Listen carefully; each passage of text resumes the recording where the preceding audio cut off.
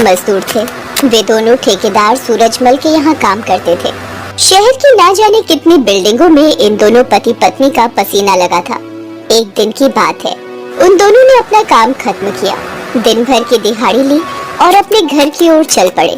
लेकिन रास्ते में बहुत तेज बरसात शुरू हो गई। अरे, ये अचानक बारिश कहाँ से शुरू हो गई? यहाँ कहीं छिपने की जगह भी नहीं है। बादल तो थे ही विमला, तभी तो बारिश हुई। वो देखो, वहाँ वो पेड़ है ना, उसी के नीचे खड़े हो जाते हैं दोनों। वे दोनों बारिश से बचने के लिए पेड़ के नीचे खड़े हो गए। उन्होंने सोचा कि बारिश खत्म होगी तो घर चलेंगे, लेकिन पता नहीं उस दिन बारिश ने भी क्या कसम खा ली थी, वो रुक ही नहीं रही थी। बारिश तो रुकने का नाम ही नहीं ले रही है विमला। मुझे भी ऐसा ही लग रहा है। चलिए फिर ऐसे ही भीगते हुए चलते हैं। वो तो ठीक है, लेकिन डर लगता है कहीं पिछली बार की तरह तुम फिर से बीमार ना पड़ जाओ। अरे कुछ नहीं होगा मुझे, आप चलिए। लगभग 2.5 किलोमीटर चलने के बाद वो अपने टूटे फूटे मिट्टी के घर के पास पहुँचे। उनके मकान की छत से लगातार पानी टपक रहा था। घर में जो भी थोड़ा मोड़ा सामान था वो भी बारिश के कारण पूरी तरह से भीग गया था। दिनेश ने देखा कि उसकी माँ और उसकी 6 साल की बेटी रूपा दोनों एक बड़े से प्लास्टिक से अपना सिर ढकने की कोशिश कर रहे हैं, लेकिन हवा इतनी तेज है कि वो प्लास्टिक बार बार उड़ जाता है। माँ, अगर बारिश का यही हाल रहा तो हमारा घर तो कभी भी गिर सकता है। हाँ बेटा, मुझे भी यही लगता है। क्यों ना हम कहीं और रहने के लिए चले। जो भी थोड़ा मोड़ा सामान उनके पास था उन्होंने उसे एक कपड़े में बांधा और बारिश में ही निकल गए। करीब 1 किलोमीटर चलने के बाद उन्हें एक पार्क के पास कुछ सीमेंट की पाइपें दिखाई दी। विमला, ये लो हमारा नया घर मिल गया। हाँ, ये कम से कम इस बारिश में गिरेगा तो नहीं। उन सभी ने उन पाइपों के अंदर शरण ली। जानते, कभी कभी मुझे लगता है कि भगवान को हम गरीबों को बनाना ही नहीं चाहिए। ना तो हम ढंग से रोटी खा सकते हैं, ना अच्छे कपड़े पहन सकते हैं और ना ही हमारे सर पर छत होती है। हमारे हाथों ने इस शहर में ना जाने कितने रहने वालों के लिए पक्के घर बनाए, लेकिन हमारी किस्मत देखो, यही लिखा है। उन सभी ने पूरी रात उसी सीमेंट की पाइप में बिताई। अगली सुबह उनकी नींद तब खुली जब वहाँ उन्होंने कुछ शोर सुना। उन्होंने देखा कि कुछ मजदूर वहाँ रखे सीमेंट की पाइप को ट्रक में लोड करके किसी दूसरी जगह ले जा रहे हैं। उन मजदूरों ने उन्हें भी वो पाइप खाली करने को कहा ताकि वो उन्हें ट्रक में ले जा सके। उन्होंने वो पाइप खाली कर दिया। बाबा, अब हम कहाँ रहेंगे?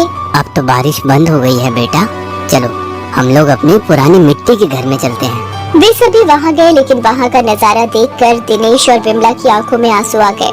कल रात की लगातार बारिश के कारण उनका मिट्टी का घर ढह गया था। विमला और दिनेश को समझ नहीं आ रहा था कि वो अब कहाँ रहेंगे। विमला, हमें रहने का कुछ न कुछ जुगाड़ तो करना ही होगा।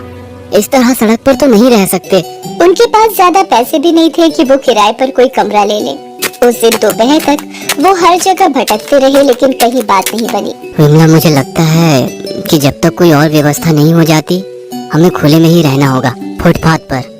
उन्होंने फुटपाथ पर ही रहने का निर्णय लिया, लेकिन उनका ये निर्णय गलत साबित हुआ, क्योंकि शाम को पुलिस वाले आकर उन पर चिल्लाने लगे।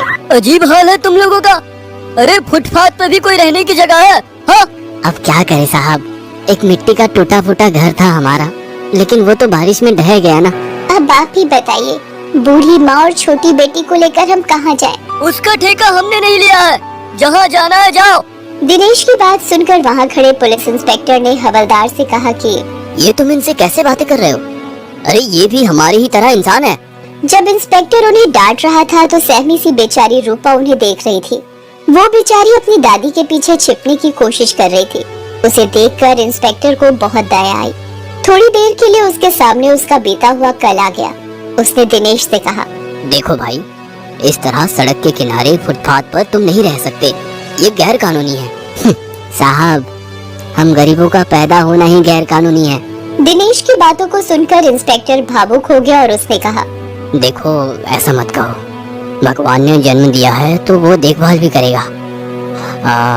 एक काम क्यों नहीं करते, सरकार ने तुम जैसे लोगों के लिए ही तो ये रैन बसेरे बनाए हैं, तुम लोग फिलहाल वहीं जाकर क्यों नहीं रहे?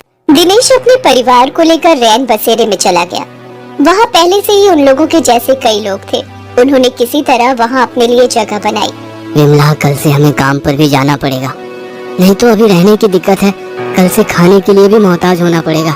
उस रात भी जोरों की बारिश हो रही थी। दिनेश और विमला किसी तरह सोने की कोशिश कर रहे थे, तभी विमला का हाथ अपनी बेटी रूपा के सिर पर गया। हे भगवान, इसे तो तेज बुखार है। पता नहीं भगवान भी कब छोड़ेगा हमारी परीक्षा लेना। विमला ने रूपा को अपने सीने से लगाया और भगवान से प्रार्थना करने लगी कि उसका बुखार जल्दी से उतर जाए। उधर दूसरी ओर उस इंस्पेक्टर की आंखों से भी नींद कोसों दूर थी। उसकी आंखों के सामने रह रह कर रूपा का चेहरा आ रहा था। अभी कुछ महीने पहले ही इंस्पेक्टर की पत्नी और उसकी बेटी की मौत एक सड़क हादसे में हो गई थी। उसे रूपा में अपनी बेटी का चेहरा दिख रहा था। वो तुरंत ही वहाँ से निकला और रैन बसेरे में पहुँचा। उसने देखा कि रूपा अपनी माँ की गोद में आंखें खोलकर लेटी हुई है। रूपा ने जैसे ही इंस्पेक्टर को रैन बसेरे में देखा तो वो काफी डर गई और उसने डरते हुए उससे कहा, अंकल, मुझे तेज बुखार है, भगवान के लिए हमें यहाँ से मत निकालिए। उसकी बात सुनकर इंस्पेक्टर की आंखों में आंसू आ गए। उसने उससे कहा, नहीं बेटा, मैं तुम्हें यहाँ से निकालने नहीं आया हूँ, मैं तुम लोगों को अपने घर ले जाने आया हूँ। उसकी बात सुनकर सभी चौंक गए। उन्हें मन ही मन डर भी लगने लगा कि कहीं इंस्पेक्टर साहब उन्हें जेल में न बंद कर दें। तब इंस्पेक्टर ने उनसे कहा, देखिए, आप लोग बिल्कुल ना डरे, मेरे साथ मेरे घर चले। जब तक आप लोगों के रहने की कोई दूसरी व्यवस्था नहीं हो जाती, आप वहाँ रह सकते हैं। हम आपका एहसान कभी नहीं भूलेंगे इंस्पेक्टर साहब। देखिए, मैं कोई एहसान नहीं कर रहा आप पर, उल्टा आप लोग मेरे पर एहसान कर रहे हैं। एहसान?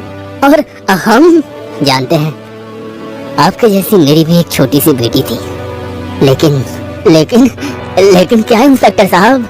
तब इंस्पेक्टर ने अपनी कहानी उन्हें बतानी शुरू की। कुछ दिनों पहले तक मैं बहुत मेहमान आदमी था, बिना पैसे लिए किसी का कोई काम नहीं करता था। मेरे सामने तो कोई मुझे कुछ नहीं कहता था, लेकिन पीठ पीछे मुझे लोग गालियां देते थे, बद्दुआएं देते थे। लेकिन मुझे उनसे कोई फर्क नहीं पड़ता था। घूस और बेईमानी के पैसों से मैंने अपना बड़ा सा आलीशान घर बनाया। मैं सोच रहा था कि मैं अपनी बेटी और बीवी को एक शानदार जिंदगी दे रहा हूँ, लेकिन वो कहते हैं ना, बेईमानी का पैसा पचता नहीं है। मेरी बेटी और पत्नी एक सड़क हादसे में चल बसी। जब मैंने आपकी बेटी को देखा तो मुझे लगा कि मेरी बेटी फिर से वापस आ गई है। मैं घर तो चला गया, लेकिन बार बार यही सवाल मेरे दिमाग में आता रहा कि अगर मेरी बेटी जिंदा होती तो क्या मैं उसे इस तरह छोड़ देता। आप लोग मेरे साथ चलिए, यही मेरी बेटी को सच्ची श्रद्धांजलि होगी और मेरे पापों का प्रायश्चित भी। इंस्पेक्टर उन्हें अपने घर ले आया। दिनेश अपने परिवार के साथ उन्हीं के साथ रहने लगा। धीरे धीरे इंस्पेक्टर साहब की मदद और कुछ पैसे जोड़कर दिनेश ने भी अपना 2 कमरे का पक्का मकान बनवा लिया। अब उसे किसी बारिश, किसी तूफान में अपने परिवार की चिंता नहीं होती। अब उसे ऊपर वाले से भी कोई शिकायत